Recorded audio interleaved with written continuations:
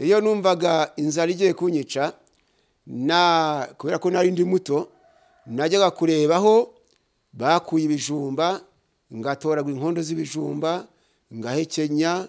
Hakaba n'igihe nagiye kubagara ibishyimbo bya marume, inzara yajya kunyica ngasoroma imishogoro mibisi ngahekenya. Nkunda kubwira abantu ntiburya noneho ndakora iki, nahita ku bishyimbo bitabagaye kandi nyirabyo ntarimo, nkavuga nti Imana rero nabuzonakira, ariko ibi bishyimbo nyirabyo akeneye ko bibagarwa. Tubuse ndamutse mbagayeho sinaba ngize imbabazi, nkajya mu bishyimbo nyirabyo nta urimo nkabagara, nabona amasaha arakuze ngataha. Ntindabizi ko Imana izampa umugisha ntungize imbabazi. Ntabwo ari abikoreye ibirayi nakiraga gusa, nakiraga n'abikoreye inkwi n'abandi bikoreye ibindi bintu nk'ibijumba. Mbese umuntu nabonaga yikoreye ikintu naramwakiraga, yewe n'ufite igikapu kiremereye naramwakiraga. Gusa ngera muri 75 ndabatizwa. Nyuma yo kubatizwa nza kugenda mpura n'umusaza wikoreye udukwi tw'utubingo, nawe ndamwakira ariko abanza kwanga ndamuhendahenda. Ndamwakira agatwaruke nkamugereza mu rugo. Nyuma yaho nza guhura n'umuntu wikoreye amatafari y'inkarakara, nawe ndamwakira. Ubundi nza gutaha njya kwa nyogokuru byara mama, ngezo nshima Imana ndapfukama nshima Imana, ndavuga nti Imana uyu munsi nagize imbabazi kandi ndizera kuzampa umugisha. Mu gihe rero nari ndimo nshima Imana gutyo, ngiye kumva numva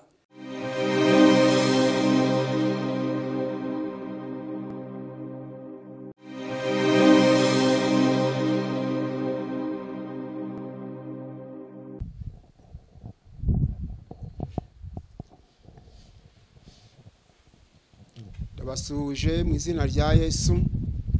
Ndi mwene so muri Kristo Yesu, Pastori Yakabumbye Etienne. Haleluya. Bagira ngo rero uyu munsi wa none abo ngiye guha ikiganiro cyangwa se ngiye kugezaho ubutumwa, ndashaka kubaha ubutumwa bukubiye mu buhamya. Mbabwira urya Imana ishobora byose, ariko mbere yuko nabaha ubuhamya hari ijambo nshaka gusoma mu gitabo cy'umuhanuzi Yesaya igice cya 45 umurongo wa 23. Handitswe iri jambo ngo, ndirahiye ijambo rivuye mu kanwa kanjye niryo jambo rikiranuka ritazavuguruzwa. Ndasubiramo, ndirahiye ijambo rivuye mu kanwa kanjye niryo jambo rikiranuka ritazavuguruzwa. Imana ishimwe. Iri ni ijambo nava ngo fondation cyangwa ni intangiriro y'ubuhamya bwanjye. Uwiteka aravuga ati ndirahiye ijambo rivuye mu kanwa kanjye niryo jambo rikiranuka ritazavuguruzwa. Bishaka kuvuga ngo Imana yavuze ngubeho wabaho nta cyagukuraho, yavuze kandi ngupfe nta cyakubeshaho. Akaba ariyo mpamvu nagiye umunsi wa none ngihumeka umwuka w'abazima, nkaba mvuga gukomera kw'Imana bitewe naho yankuye. Bityo rero ndashaka kubanza gusenga Imana mbere yuko nkomeza n'ubuhamya nk'uko mbabwiye.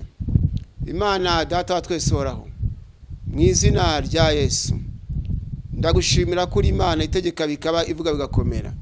Ni wowe ubeshaho, ni nawe ukuraho.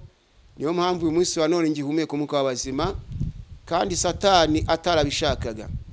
Ndinginze ngo ube hafi yanjye mu gihe mvuga gukomera kwawe, mvuga wankuye, mvuga uburyo uri Imana igira neza, uri Imana se w'imfubyi, uri Imana ibeshaho batagira shinge na rugero. Mana ube hafi yanjye, ngendane nawe kuva ntangiye kugeza nsoje, mbone kujya neza kwawe. Ndagushimira ko wumvise gushaka kwawe gukoreke, nsenze nize zina rya Yesu, amen. Hamwe n'ibyo rero dusomye ijambo ry'Imana aho umugaragu w'Imana Yesaya Uwiteka yavugiye muri we, aravuga ati ndirahiye ijambo rivuye mu kanwa kanjye niyo jambo rikiranuka ritazavuguruzwa. Mbere yuko nkomeza n'ubuhamya nkuko nagiye mbibwira n'abandi, ndashaka kubabwira ijambo rito twahamagawe n'Imana imwe, ariko imihamagaro yacu yo iratandukanye. Kandi kubera ko imihamagaro yacu itandukanye no gukora kwacu kuratandukanye. Ku ruhande rwanjye rero nagira ubuntu ndi muto, ntangira kumva ijwi ry'Imana muri 68 nari maze imyaka 7 mvutse, nabanaga na nyogokuru byara mama. Kubera ko nabaye imfubyi maze ukwezi kumwe mvutse. Muri icyo gihe nabanaga na nyogokuru byara mama, ijwi ry'Imana ryampamagaraga, nyogokuru akumva nditabye, yarambaza gatese wa mwana we, uzisazira. Umuntu yitaba ntawe umuhamagaye. Nanjye gashaka igisubizo namwe nkakibura, ariko naje kumenya ko ari Imana yampamagaraga, maze kubatizwa mu mwaka w'1975 ubwo nari maze imyaka 14. Gusa rero muri icyo gihe nkuko mbabwiye nabaye imfubyi maze ukwezi kumwe mvutse, nibwo mama yitavye Imana. Kandi mama yapfanye n'abakuru banjye 3 nakurikiraga. Papa nawe yararwaye, nawe igihe cyarageze arapfa, ntabwo yamenye ngo narezwe nte. Ariko icyo nshaka kubabwira nyine nuko Imana ashimye ko mbaho, kubera ko yari izi ko nzayikorera, izina ryayo rihabwa icyubahiro. Gusa rero iyo nganiriza abantu ijambo ry'Imana, ntabwo umwanya munini cyane ubu wo kubahanga amaso, nubwo nyine nshishamo nkareba uko bakurikira, ariko umwanya munini ntabwo ubu wo kubahanga amaso. Kandi suko ntareba, ahubwo ni ya mihamagaro mbagwitandukanye. Iyo maze kumva ijambo ry'intego, mwuka w'Imana yishyize mu mutima wanjye, ijambo ndarisoma. Nyuma yo kurisoma, muri njye hagasigara mu ndi murimo gusenga Imana, nyigisha inama. Ntese Mana, kugira ngo abantu barusheho kumva neza iri jambo, barisobanukirwe, nongereho ngo iki cyagende kugisha Uwiteka inama, ushobora ko nambombetse amaso. Ni nabwo ushobora kumva mvuze ngo dusoma aha ntarambuye Bibiliya, ntibigutangaze. Ku Mana byose birashoboka, gusa ni Imana yabyishakiye, nta ruhare nabigizemo. Ni ubushake bw'Imana ihamagara, kandi kuva ari Imana yabyishakiye, icyubahiro ni icyayo. Gusa rero bene data munteze amatwi, hari ijambo nsomye mu gitabo cy'umuhanuzi Yesaya. Ijambo navuga ni umusingi w'ubuhamya bwanjye. Ijambo riratubwiye ngo ndirahiye. N'Uwiteka mbega wirahiye, aravuga ati ndirahiye, ijambo rivuye mu kanwa kanjye niryo jambo rikiranuka ritazavuguruzwa. Bigaragara ngo nkuko nabivuze, Imana yavuze ngo ubeho nta cyagukuraho, ariko yavuze ngo upfe kandi nta cyakubeshaho. Imana yabeshejeho Mose mu buryo bw'igitangaza, kandi Farawo atashaka kwabaho. Nyamara Imana kubera ko yareshimye ko Mose abaho akazayikorera, Imana yabeshejeho Mose mu buryo bw'igitangaza, arerwa ndetse no kwa Farawo, arerwa n'umukobwa wa Farawo, kandi Farawo atashakaga ko abaho. Bibiliya iratubwira mu gitabo cy'Imigani igice cya 16 umurongo wa 7, haratubwira ngo iyi migenzereze y'umuntu inezeza Uwiteka, ngo atuma n'abanzi be buzura nawe. Byose birashoka ku Mana, nta kizanira Imana. Na Yosefu nawe yabayeho mu buryo bukomeye, bakuru batashaka kwabaho, ndetse na nyirabuja amaze kumubeshyera amushyizeho gusambana. Icyo gihe urebye yagombaga gupfa, ariko kubera ko Imana ari ivuga ntivuguruzwe, yarategetse Yosefu abaho ndetse arafungurwa kugeza ubwo abaye igikomangoma cy'umwami. Imana ihabwa icyubahiro kuko ari Imana ishobora byose, ari ibeshaho kandi gakuraho.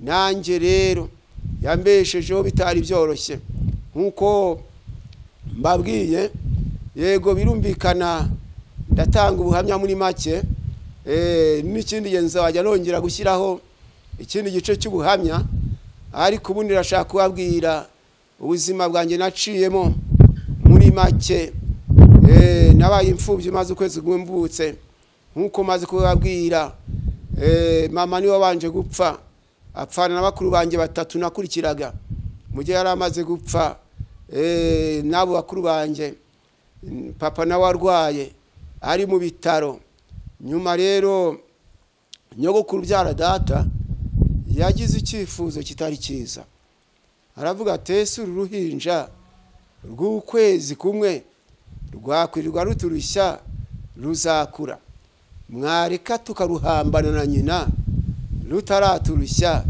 ko rudateze gukura ariko y'Imana se w'imfubye nkuko tubisoma muri Zaburi ya 68 umurongo wa 5 ndetse n'uwa 6 Zaburi ya 68 umurongo wa 5 n'uwa 6 icyakora n'uwa 6 n'uwa 7 muri Bibiliya za kino gihe handitswe iri jambo ngo Imana iri mu buturo bwayo bwera ni se w'imfubye n'umucamanza urengera abapfakazi ku murongo wa 6 ngo Imana ibesha mu mazu abatagira shinge na rugero ibohora imbohe ikazakugubwa neza ngo ariko abagome ikabaha gutura mu gihugu gikakaye ndizera ko mwanteze amatwi uyu murongo wa 5 ari wo wa 6 ngo Imana iri mu buturo bwayo bwera ni se w'imfubye n'umucamanza urengera abapfakazi Bibiliya y'Igiswahili kabivuga neza ngo baba wa mayatima na muamuzi wa wajane ni Mungu katika kao lake takatifu bivuga ngo se w'imfubye akaba kandi n'umucamanza cyangwa se ukemura ibibazo by'abapfakazi ko ni Imana iri mu buturo bwayo bwera cyangwa irahera hayo Bibiliya y'Icyongereza ivuga neza ngo Father of fatherless and a defender of widows is God in his holy habitation. Nivuga ngo se w'imfubye a father of fatherless and a defender of widows is God in his holy habitation.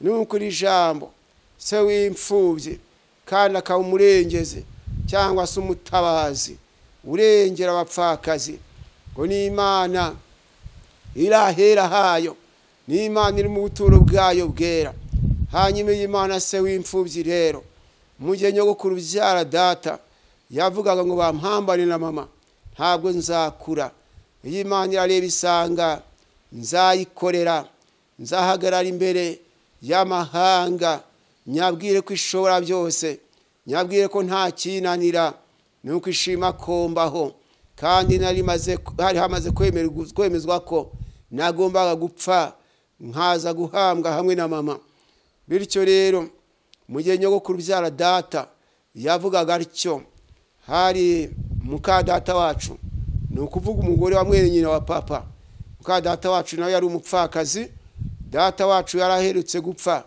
muri iyo minsi hanyuma rero muka data wacu we agira impuhwe aravuga ati nta kuntu twareba uruhinja ruzima ngo turuhambane n'abapfuye ahubwo mureke tururere niruzaba urwo gukura ruzakura kandi urwo gupfa rwapfa ariko tutarwiyiciye ubwo rero muka data wacu yaje kundera amarana amezi 2 ariko ntiyagirana ubumwe na nyogokuru byara data ari we nyirabukwe kubera ko nyogokuru yifuzaga ko bampambana na mama ubwo rero ngo iyo muka data wacu yabaga agiye gusura nyirabukwe akagenda mpetse nyogokuru ngo yaramubwiraga ati niba waje uhetse rwa ruhinja ntungerere mu nzu ati keretse n'urusiga hanze muka data wacu nawe yarababaye cyane kubera ko atarakijijwe nibura ngo avuge ngo wenda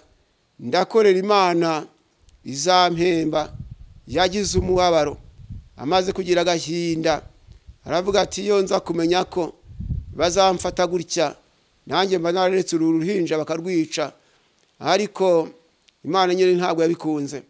Nibwo rero muka data wacu yigira inama atura uruhinja, ariko mbere yuko yigira iyo nama ngo arabanza afata icyuma ngo ashatse kukintera, yumva umutima uramuriye.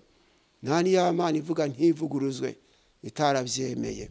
Nuko ngo aravuga ati cyakora ntabwo ngiye kumwicisha icyuma, ariko ndamwica mu bundi buryo. Yigira inama yo kujya andyamisha ku kirago gishaje nta kenda kariho, ngo arebe ko muri make napfa. Ikirago cyaje kunca ibisebe, n'uyu munsi mfite inkovu zabyo, ariko Imana ntiyakunda kompfa kubera ko yari izi ko nzayikorera. Ubwo rero muka data wacu amarana amezi 2, nyogokuru byara mama aza kundeba asanga nenda kuva mu mwuka. Nyogokuru byara mama aranjyana, nawe yarashaje atacyonsa. Noneho aza kunshyira Mukamarume, ni ukuvuga nyine umukazana we ariwe Mukamarume nyine. Aramunshyira Mukamarume nawe aza kundera amezi ngo agera kuri 4. Hanyuma Marume nawe ngo aramutonganya ati sinshaka umwana w'abandi mu rugo rwanjye, ati munkurira ahangaha. Ubwo rero nyogokuru byara mama aransubirana, none akajya yirirwa ngendana amhetse, ari gushaka ababyeyi bari konsa ngo abinginge banyonse. Noneho yahura n'umubyeyi uri konsa ati mbabarira unyeseze n'uyu mwana. Yabona abafite inka agasaba amata. Nuko nakuze ntabwo nzi ngo nonse ababyeyi bangana iki, ariko Imana ishima ko nkura. Imana ishima ko nkura kugira ngo nzayikorere, izina ryawe rihabwe icyubahiro. Hanyuma rero ngeze mu myaka igera mu 9 hagati y'8 n'10 gutyo, Marume yaje kunjyana ngo agiye kunyigisha ubwenge. Yaranjyanye, ariko ntabwo ari wa undi wabanje kundera igihe gito, n'undi Marume wakurikiranaga na mama, mbese yari mukuru wa mama, yari musaza wa mama, ariwe mukuru nyine. Hanyuma uwo Marume aranjyana, amaze kunjyana none aranjyana ngo agiye kunyigisha ubwenge. Yangejeje warandushya, kajya arambwira ati uyu munsi urahinga hano, nurangiza urajya gutashya inkwi, nuva urajya kuvoma, kandi uraragira n'ihene. Iyo mirimo nkayikora, guhinga ho nategetswe guhinga, gutashya inkwi, kuragira ihene, ndetse no kuvoma. Iyo mirimo uko ari 4 narayikoraga nibyo. Yarandushyaga, ariko nayo mfite umunzani mubi witwa inzara, ku buryo Marume yabonaga ibyo kurya bigiye gushya, yarebaga hantuma kugira ngo nze gusanga barangije kurya. Yamara kuntuma rero ngasanga nava ngasanga barangije kurya, yajya kumbwira ati ntugire ikibazo ngurariyaho, ko n'abandi bana ntibahaze uzaburya nejo. Hari n'igihe ndetse yabagarakama ibitoki akareba icyakora nibazenga ibitoki ejo, akambwira ati uyu munsi wahira ubwatsi. Hari ubwatsi bwitwaga mugayi, nkabwahira, ariko yaza ni mugoroba. Noneho aho kugira ngo ambwire ati wakoze, noneho nkaba natahije n'inkwi, kandi za nkwi natahije aho kugira ngo ambwire ati wakoze, ahubwo akaba arimo avana inkoni zo kunkubita. Gusa shima Imana yo mbyibutse, shima Imana yakunze ko nkura, kandi Satani atabishakaga. Maze rero Marume yabona ejo mu gitondo agiye gutonora, agiye kwenga, akongera kantuma atongera ujya kwahira ubundi bwatsi. None naho ari kugira ngo nze kuva kwahira barangije kwenga, banahogeye, kugira ntaza kurya n'umuneke nyine. Birumvikana ko bitari byoroshye. Nkajya kwahira bwa bwatsi nahiye ubwa nyuma bukaza kuborera aho ngaho, kandi nubwo nahiye ejo bwa wundi yankubite ngo ni wike, nabwo yabwengesheje bugasaguka. Uwiteka tugenderere cyane. Gusa Imana se w'imfubyi yarebye umuruho narushye irandinda. N'uyu munsi wa none nibuka kugira neza kwayo, nkumva ndayishimye. Dore aha mpagaze mubona, ahamagaze ni ku icumbi ryanjye, naho Imana yakunze ko mba ncumbitse mu gihe nkiri muri uyu mubiri. Izina ryawe rishimwe cyane. Hamwe n'ibyo rero nkaba ngira ngo nkomeze mbabwire uburyo Imana igira neza. Gusa rero Imana ihabwa icyubahiro. Ndagira ngo rero mbabwire uburyo Imana igira neza, itabara iringiye.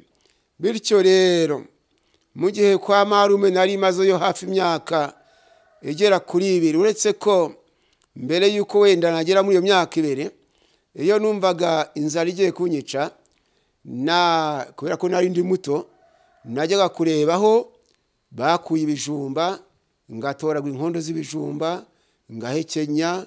Hakaba n'igihe nagiye kubagara ibishyimbo bya marume, inzara yajya kunyica, ngasoroma imishogoro mibisi ngahekenya. Nkunda kubwira abantu ntiburya umuntu amenya uko ari none, ariko ntamenye uko azaba ejo. Mwene data unteze amatwi, wenda uri imfubyi nkanjye, wenda ntugira so ntugira nyoko nkanjye, ariko nayo nkubwire ngo hari Imana se w'imfubyi. Uramutse uyiringiye ntuyiveho, ntujarajare, yazakurengera ejo hazaza. Umuntu amenye uko ari none, ntamenye uko azaba ejo. Ushobora kurariraho none, ejo ukabwirwa ukaburara, ejo bundi ukabwirwa ukaburara, ariko ku wundi munsi ukurikiyeho waba dore uyu munsi ni kuwa mbere, ku itariki 24 z'ukwezi kwa 11 2025, ariko wagera kuwa 4 kuri 27 waba utarasubira inyuma, utarayoba ngo ukore ibyangwa n'Imana. Imana igahindura amateka, Imana ikaba yakugirira neza, abantu bagatangara. Uraye maso unteze amatwi, maze bishoboka umenye ko Imana yagiye iturengera, ikarengera n'abandi natanzeho urugero, barimo Mose na Yosefu. Impamvu byanditswe kwaruye ngo tubimenye, tumenye ngo abayiringira ntibazakorwa n'isoni. Ufite amatwi yumva yumve. Hanyuma rero nanjye nkabaho muri ubwo buryo bwo guhekenya inkondo z'ibijumba, ndetse no guhekenya imishogoro mibisi mu gihe nagiye kubagara ibishyimbo bya marume. Hanyuma ngeze mu myaka nka 11 nibwo nyogokuru byara mama yaje kundeba, narakokotse cyane. Abantu bari kumbarira iminsi bati none harapfuye, none umenya n'ukwezi atakumara. Abandi bati ukwezi nako ntabwo kurangira, n'icyumweru nta kimara adapfuye. Nibwo nyogokuru byara mama yaje kundeba, arabaza atese uyu mwana yananiwe gupfa ari uruhinja, none agiye gupfa akuze. Marume nawe aramusubiza ati natwe byaratiyobeye, ati uyu mwana ko asangira n'abandi bana ariko akananuka, ati natwe byaratiyobeye. Nibwo rero nyogokuru byara mama yamubwiye atereka mujyane nje kureba indwara imwishe. Ubwo naje gusubira kwa nyogokuru byara mama, ngenda nshima Imana. Nari narabuze nuko nabatizwa. Hanyuma ngeze muri 75 ndabatizwa nkuko nababwiye. Mbatizwa maze imyaka 14, ariko mbere yuko mbatizwa mbanza gusoma ijambo ry'Imana mu gitabo cya Zaburi 112. Iryo jambo ndisoma muri Bibiliya ya mubyara wanjye. Ni kubera ko njyewe nta Bibiliya nayo ndakagira, nza gusoma iryo jambo. Wenda wambaza utese wasomye ute, wari wize ute, birashoboka ko wenda n'icyo kibazo wakigira. Mu gihe mvuze nasomye ijambo ry'Imana muri Bibiliya ya mubyara wanjye, ndashaka kubabwira uburyo Imana ishobora byose, uburyo nta kinanira kwijambo ivuze ari ryo itavuguruzwa nkuko twabisomye. Mu gihe nari maze imyaka 7 hano hafi yahantuye ku rusengero mbega dusengera rwitwa Gasovu, ariko icyo gihe hitwaga kuri Hinamiheto.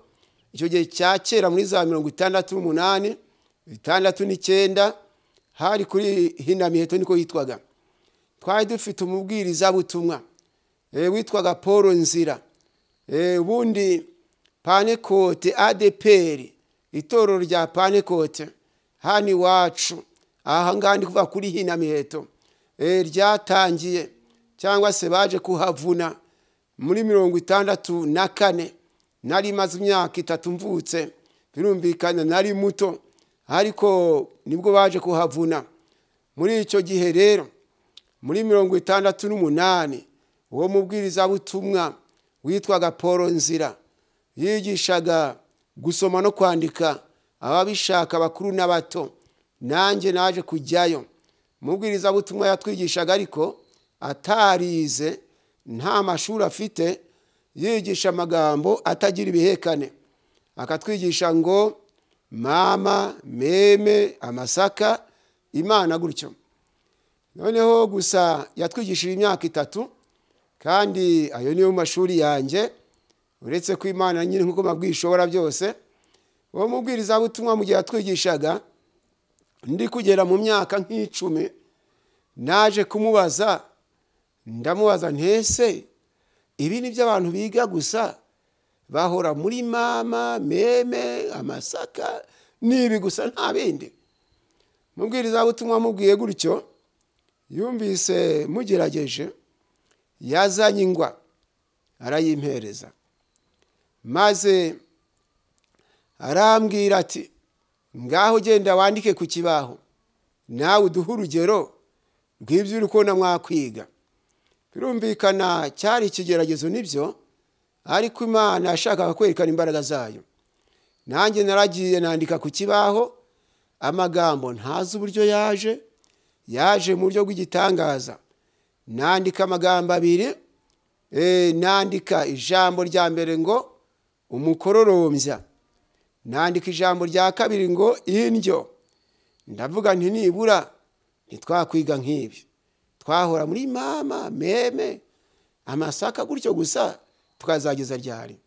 Maze kwandika rero umukororombya n'indyo, gusoma no kwandika nuko byaje. Imana gusa yahise ikora ku bwenge bwanjye cyangwa se ku bwonko bwanjye. Gusoma no kwandika numva bije muri nge, ibihekane bindi biraza, ariko bizanywe n'ayo magambo 2 nanditse. Imana ibikorera icyo ngo izina ryayo rihabwe icyubahiro. Abari ukoro bigenda. Hanyuma ronza gusoma muri Zaburi y'112, maze imyaka 12 maze kuhasoma. Ubwo nari naragarutse kwa nyogokuru byara mama, maze kuhasoma nsanga haranditswe ngo hahirwa uwubaha Uwiteka akishimira cyane amategeko ye. Iri jambo ndisomye ngo hahirwa uwubaha Uwiteka akishimira cyane amategeko ye. Aya magambo nyasomye numva muri nge haje mu kibazo. Ntese buriya koko ndamutse nubashye Uwiteka hari ukuntu nazabaho ko mbona ngiye kuzapfa nkenyutse nishwe na ba marume? Kuko muri icyo gihe nubwo nari naragarutse kwa nyogokuru byara mama, sogokuru byara mama yari yarapfuye kera, nta nuwo nigeze ndebaho n'amaso yanjye, navutse yaritavye Imana.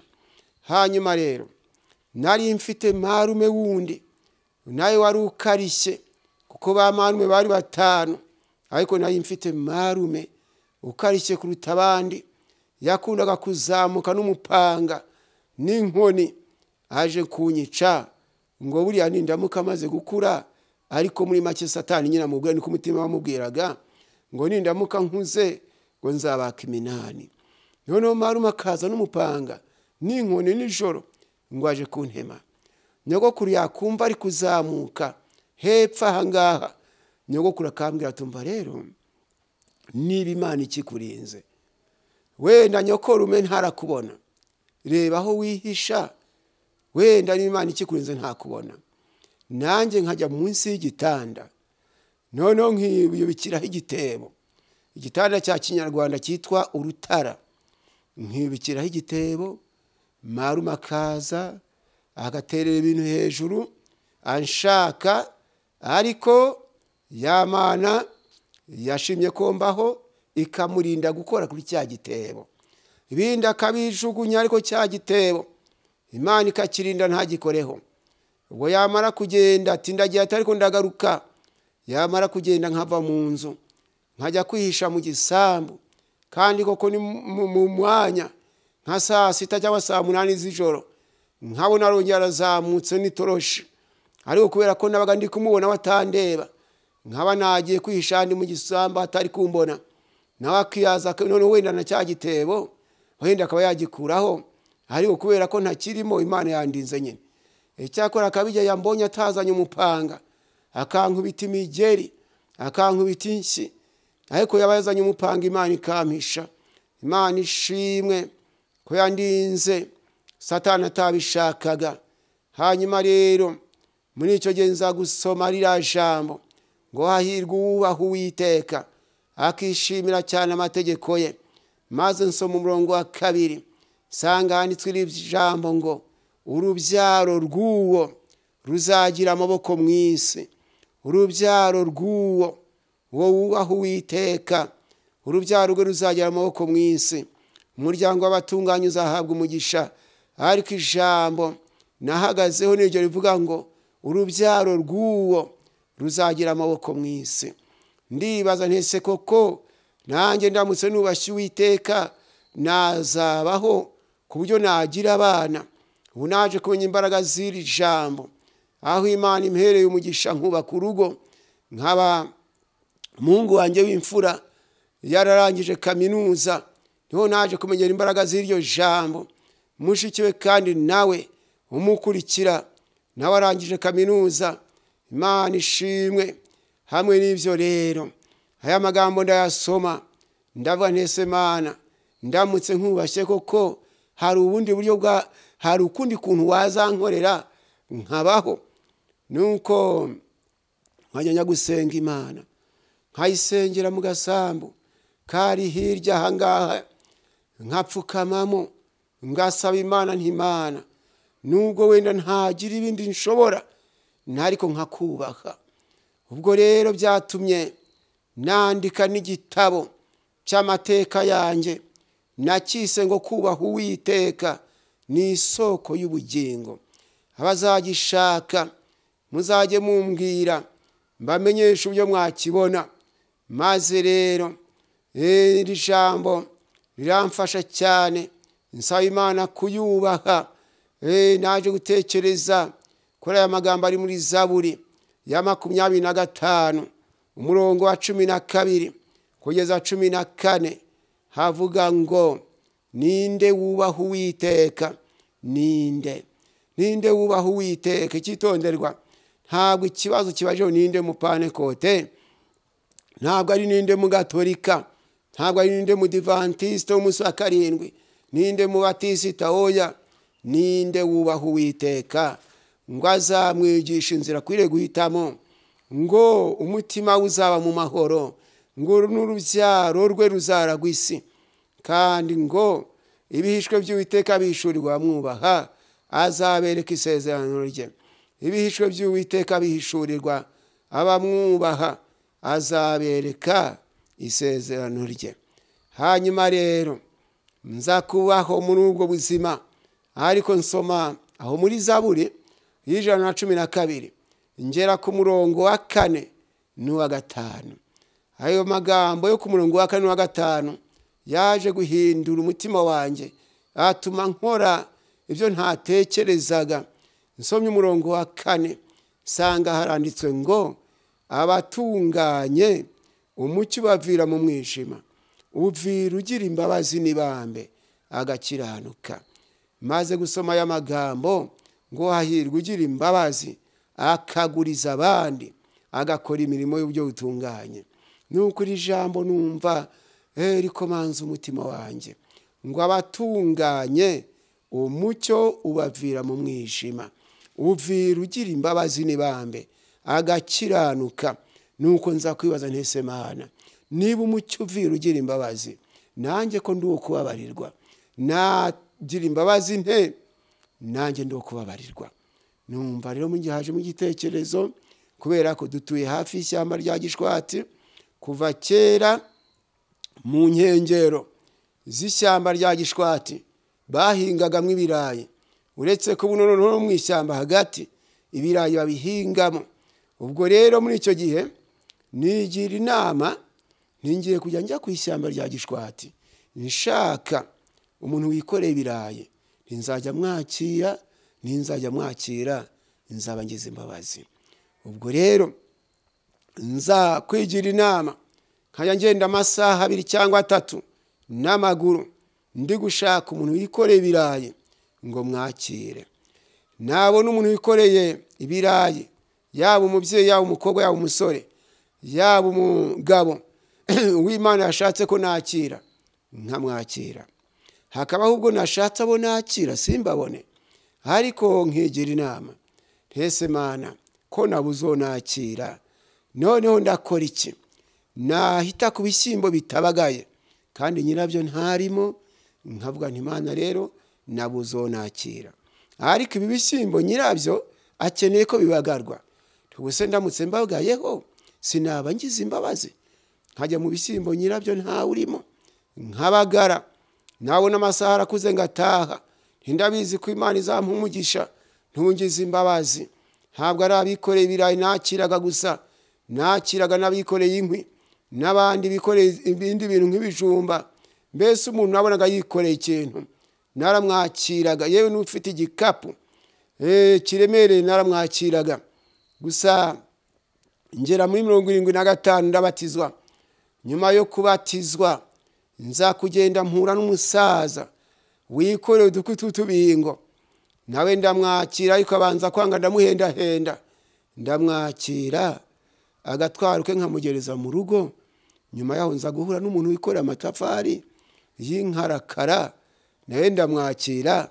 Ubundi nza gutaha njya kwa nyogokuru byara mama, ngezo nshima Imana, ndapfukama nshima Imana, ndavuga nti Imana uyu munsi nagize imbabazi kandi ndizera kuzampa umugisha. Mu gihe rero nari ndimo nshima Imana gutyo, ngiye kumva numva iburyo bwanjye havugiye ijwi, niba ari ry'Imana, niba ari rya marayika, niba ari rya Yesu. Wavugaga sinamurebaga, uretse ko numvise ijwi rivugira iruhande rwanjye iburyo bwanjye, riravuga riti Sitefano, riti wankoreraga ariko umunsi wanejeje cyane. Ubundi Sitefano niwe Etienne mu Gifaransa. Riti Sitefano wankoreraga ariko umunsi wanejeje cyane. Rirambwira riti umva rero, kubera ko wanejeje ngiye kuzajya ndakwiyereka uburyo budasanzwe. Oh haleluya. Nza kwibaza ntese Mana, burya koko zankwi cyangwa ni amatafari, uretse ku mutima wanjye wankomanze nkaba nimenya ari twadukwi twa musaza nikoreye. Nukorera Imana irambwira ngo wankoreraga ariko umunsi wanejeje cyane. None kubera ko wanejeje ngiye kuzajya ndakwiyereka mu buryo budasanzwe. Ubwo rero muri ubwo buryo budasanzwe harimo n'uburyo mubona mvuga ijambo ry'Imana ntarambuye Bibiliya. Ubwo buryo budasanzwe burimo, nibwo ijambo ry'Imana ryagwiriye muri nge. Hajya kumva nkumva Imana irambugishije, cyangwa se amaso yanjye Imana yarahwejesheje, nkareba ijambo nkabona muri Bibiliya, wenda Bibiliya yarambutse ijambo nkarisoma, ariko kubera ko aribwo byari bikiza narisoma muri nge hakazamo ngo ariko se wawe natari byo, nkabanza nkareba. Nyuma rero ndagenzura nsanga ari impano y'Imana itavangiye, ndabana Imana ishimwe. Hanyuma Imana rero nibwo yatangiye kujya inyereka, ikamvugisha mu Giswahili, mu Cyongereza, Igifaransa no mu zindi ndimi ntagiye kurondora uyu munsi wa none, ariko wenda ntanze urugero ku Giswahili n'Igifaransa ndetse n'Icyongereza. Njya ntekereza uburyo nageze muri 76 ntangira kumva Imana insanga, nkajya niyumvamo amagambo y'Igifaransa ariko ashingiye ku mubatizo wa Yesu. Ubwo Yesu yajyaga kuri Yorodani, noneho Yohana akamubatiza, nkumva ayo magambo ntihashingiye. Nyuma rero mu gihe nari nicaranye n'abakobwa batatu n'umuhungu umwe, ubwo twari batanu, twari turi mu nzu y'umuturanyi, ari nimugoroba. Mu gihe nari ndi kubaganiriza ijambo ry'Imana, ndi kubaganiriza, nagiye kumva numva umwuka umbanye muke, numva gusohora ijwi birananiye. Cya gitabo nanditse nimuzagikurikirana abo kizageraho, muzabonamo amafoto yabo nari ndi kumwe nabo, Igifaransa kiza, kubera ko nubwo twari batanu cyakora umwe yitavye Imana. Igitabo naje kucyandikisha atakiriho, abandi babiri nibo nashoboye kubona amafoto yabo. Undi umwe kubera gusubira inyuma akaba atakiri mu buntu bw'Imana, ntabwo nashoboye kubona ahantu hari. Ariko muri icyo gihe nari ndi kuganiriza abantu ko ari bane, nanjye ndi wa gatanu, ngiye kumva numva umwuka umbanye muke, gusohora ijwi numva biranze. Nuko ndababwira gahoro, ntabwo nzi ikintu kigiye kubaho, none mwihangane, nibishoboka wenda ijwi riragaruka nongere mbaganirize. Bati nyuma barategereza ko navuga, baraheba. Nanjye nshaka ko ijwi ryaza, reka da. Nyuma rero babonye ko natinze kuvuga, bahise bajya kuryama. Ariko bagiye kuryama, nagiye kubona mbona muri iyo nzu, mbona habonetsemo umucyo w'igitangaza, umucyo uruta n'uw'amashanyarazi. Aka gace k'iwacu nta mashanyarazi arakagera. Noneho nza kwibaza, nshaka guhamagara umwe muri abo nari ndi kumwe nabo witwa Nosiyata. Nshaka guhamagara Nosiyata, ntimurebe umucyo. Ariko ngeze aho numva umutima urankomanze, ngo birashoboka ko uyu mucyo ari njye uri kuwureba, abandi batawubona. Ubwo ndigarura muri uwo mucyo, ngiye kubona mbona habonetsemo umuzungu, niba ari Yesu niba ari marayika simbizi. Uwo muzungu araza amfata ukuboko, arambwira ati nkurikira. Ndamukurikira, ngenda ndi gusenga nti Data twese uri mu ijuru, izina ryawe ryubahwe, ubwami bwawe buze, gutyo gutyo nyine. Iryo sengesho Yesu yabwiye abigishwa be nyine. Ndagenda, hanyuma twaje kugera ahantu hari urusengero rw'amatafari ahiye, ntabwo nzi ngo nihe. Arambwira ati komeza unkurikire. Ubwo twaje kwinjira muri urwo rusengero, tugezemo imbere, noneho wa muzungu arambwira turareba nyine, tubona urusengero rubereye aho, nta muntu urimo. Ariko twinjirira nkuko wakwinjirira ahubwo atungukira mu kindi cyerekezo, tuza kujya mu kindi cyerekezo. Tugeze mu kindi cyerekezo, hanze iyo dusanga hari abantu benshi cyane, nabonaga barenze ibihumbi nka 30. Maze wa muzungu ahagarara imbere yabo, nuko ababwiye mu Gifaransa, ababwira mu Gifaransa. Arabwira ati uyu ntabwo yize, ariko agiye kubabwiriza mu Gifaransa. Numva aravuze ngo celui-ci il n'a pas étudié, mais il vous prêchera en langue française. Nuko iri jambo ngo uyu ntabwo yize, ariko arabwiriza mu Gifaransa. Akimara kuvuga atyo, nanjye nagiye kubona mbona ndahagurutse, mbona mfashe Bibiliya y'Igifaransa muri iryo yerekwa. Numva ndavuze nti lisons Évangile selon Jean chapitre 7 verset 37. Bisobanuye ngo dusome ubutumwa bwiza bwanditswe na Yohana igice cya 7 umurongo wa 37. Iryo jambo mbese muri iryo yerekwa nari mfite intego ivuga ngo ufite inyota nazanywe. Mu Gifaransa ngo que celui qui a soif qu'il vienne et qu'il boive. Nuko nza kuganiriza abantu ijambo ry'Imana muri iryo yerekwa. Ntabwo nshobora kwibuka ibyo navuze byose, ariko hari ijambo ryakomeje kuba muri njye na bugingo n'ubu. Mbabwira ijambo rikomeye nti ndabwira nti il faut connaître que cette soif n'est pas la soif de la bière ou la soif des femmes, ni la soif d'argent, mais c'est la soif d'isari. Inyota mbabwira, ntariko mukwiriye kumenya ko inyota mbabwira atari y'inzoga, atari y'abagore, atari ndetse n'iy'amafaranga, ahubwo ni inyota y'agakiza. Nuko mvuga ubutumwa naje kuva mu yerekwa igifaransa cyageze ku mutima wanjye. N'uyu munsi wa none Imana ishoboje, sinabura icyo mbwira umuntu mu gifaransa, mubwira ko Imana ishobora byose. Haleluya. Gusa ni Imana yabyishakiye, n'ubushake bwayo, icyubahiro ni icyayo. Ubundi Imana iransanga imvira ijambo ry'icyongereza ngo dore mpagaze ku rugi ndakomanga, ariyo ryabaye urufunguzo rw'icyongereza. Numvira mbwiti behold I stand at the door and I knock. Iri jambo ngo behold I stand at the door and I knock. Ati dore mpagaze ku rugi kandi ndakomanga. Nuko iri jambo naryo ryabaye foundation of English language because of the power of the Lord. Byose byakozwe byabaye kubw'imbaraga z'Imana.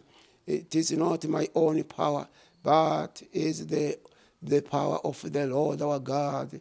Ntabwo ari ku mbaraga zanjye, ahubwo ni kubw'imbaraga z'Imana ubwayo. Nuko Imana iransanga, nibwo yavuze iri jambo iti behold I stand at the door and I knock. Ati dore mpagaze ku rugi, iryo jambo rigufi cyane, mpagaze ku rugi kandi ndakomanga. Nuko mu by'ukuri icyongereza kiza gutyo kubera imbaraga z'Imana. Icyongereza ari uko kiza, hanyuma Imana iransanga, nza kubona ndi kuririmba indirimbo y'Igiswahili y'140, ni indirimbo nako ya 97 mu ndirimbo zo gushimisha Imana, ariko iba mu ndirimbo bita nyimbo za wokovu, mu ndirimbo z'agakiza k'Igiswahili. Ni indirimbo iba mu ndirimbo zo gushimisha Imana ya 97 ivuga ngo nishimiye ko menye rwose, nishimiye ko menye rwose Yesu ko ari umukiza wanjye.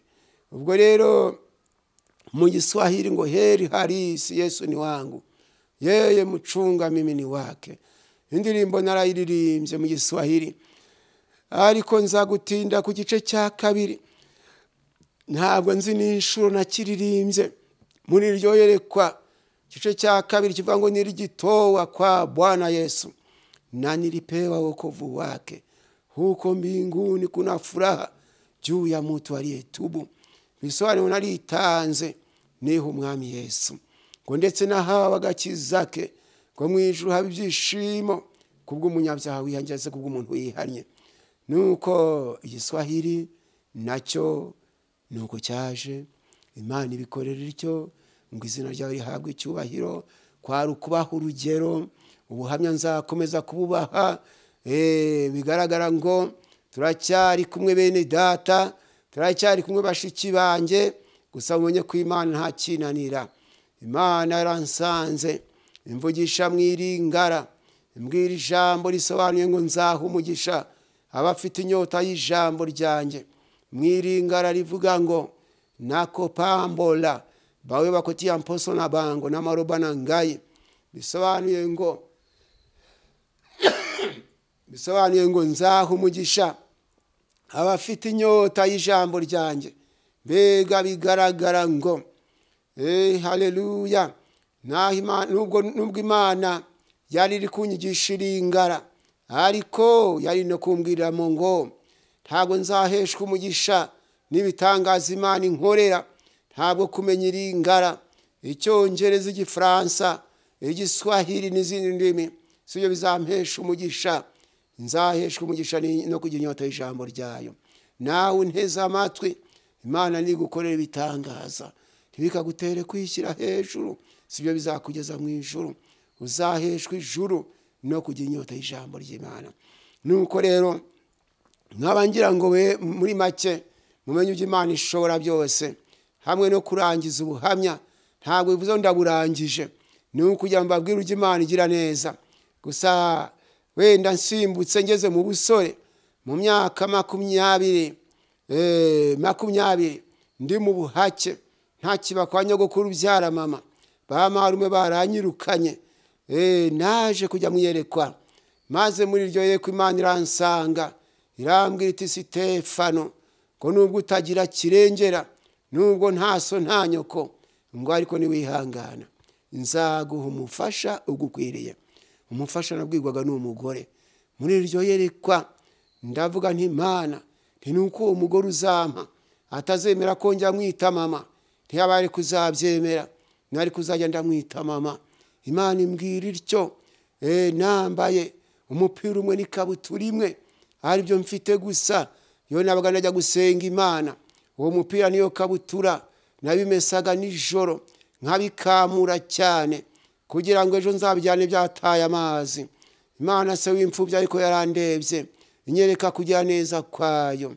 Bantu munteze amatwi nimusome ijambo ry'Imana mbere yuko narangiza murebe Yesaya 49 murongo wa 23 handitswe iri jambo ngo abami bazakubera baso bakurera ngo n'abamikazi bazakubera abanyoko bakonsa bazagupfukamira bubame hasi barigate umukungu wo kubirenge byawe. Ijambo raryumva utonteza amatwi nababwiye nti umuntu amenye uko ari none ariko ntamenye uko azaba ejo. Nuko iri jambo ngo abami bazakubera baso bakurera n'abamikazi bazakubera abanyoko bakonsa bazagupfukamira bubame hasi barigate umukungugu wo kubirenge byawe. Ntucibwe intege nukumeze buno niba uri imfubyi utagira kirengera Imana ikureba ejo hazaza hawe. Yubahe gusa ukora ibyo ishaka wirinde ubusambanye wirinde ubujura wirinde uburugegera wirinde ingeso mbi z'uburyo butandukanye uhanga amaso Imana ubikureba ejo hazaza hawe. Iri jambo ngo abami bazakubera baso bakurera mu Gifaransa risobanuye neza ngo des rois seront enrichis et leurs princes s'enrichissent. Ils se prosterneront devant toi la face contre terre et ils lécheront la poussière de tes pieds et tu sauras que je suis l'Éternel et que ceux qui espèrent à moi ne seront pas confus. Nuko iri jambo ngo abami ukurikije Igifaransa des rois seront enrichis abami bazakora basaba kugaburira les princes s'enrichissent n'abamikazi bakwere banyoko kugaburira bazagupfukamira ubame hasi barigate umukungugu wo kubirenge byawe.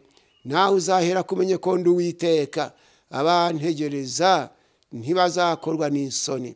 Nizere kunteza amatwi Bibiliya y'Icyongereza yo ikavuga ngo kings shall be your fathers and their queens your nursing mothers. They shall bow down to you with their faces to the earth and they lick up the dust of your feet. Then you will know that I am the Lord, for they shall not be ashamed to wait for me. Nuko iri jambo ngo kings shall be your fathers and their queens your nursing mothers. They shall bow down to you with their faces to the earth and lick up the dust of your feet.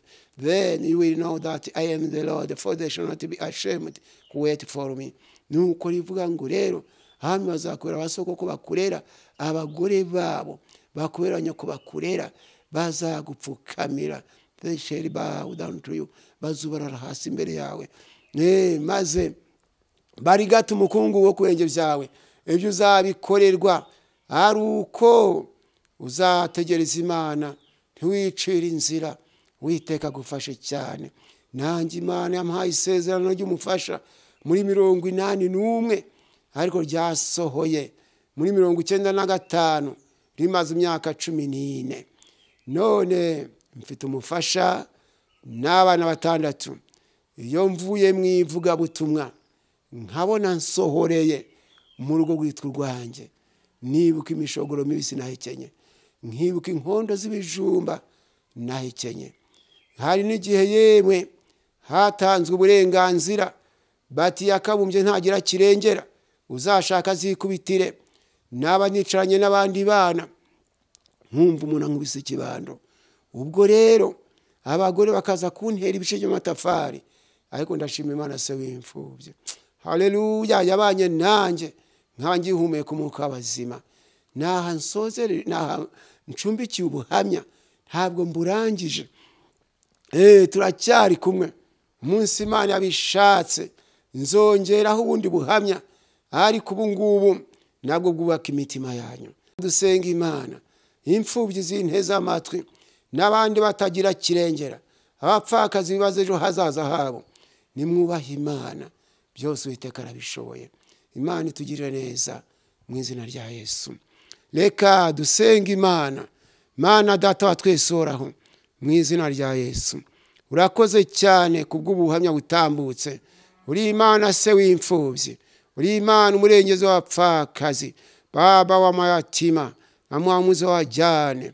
Mungu katika kao lako takatifu, asante kwa sababu umekuwa pamoja nami na umependa ili nitoe ushuhuda leo.